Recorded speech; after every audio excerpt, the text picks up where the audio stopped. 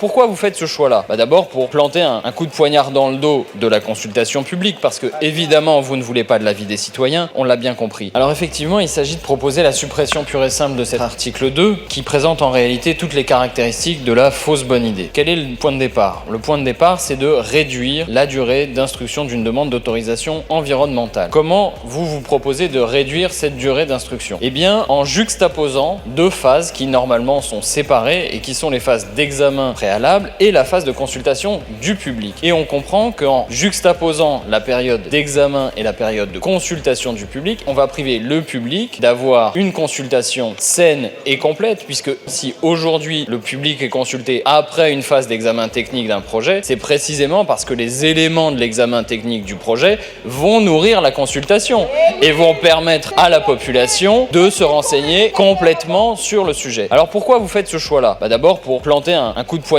dans le dos de la consultation publique, parce que évidemment vous ne voulez pas de l'avis des citoyens, on l'a bien compris, mais aussi parce que vous prenez acte du fait que vous n'êtes pas capable de réduire les délais d'instruction quand il y a des recours sur ces demandes d'autorisation, quand des recours sont faits devant les juridictions administratives, et comme vous êtes incapable de dégager des moyens pour les juridictions, eh bien vous considérez que la partie sur laquelle vous pouvez rogner, c'est la consultation du public. Eh bien nous n'en sommes pas d'accord, nous vous proposons simplement de supprimer et de maintenir en l'état l'instruction d'une demande d'autorisation environnementale. Si vous le voulez, mettez les moyens pour que les juridictions administratives puissent éventuellement se pencher sur les recours et traiter les recours plus rapidement, et éventuellement encore réduire la phase de décision si vous en avez la possibilité. Mais ne reniez pas ce pouvoir ou cette opportunité démocratique. De toute façon, si vous réduisez la phase de consultation du public, vous vous exposez à des recours supplémentaires.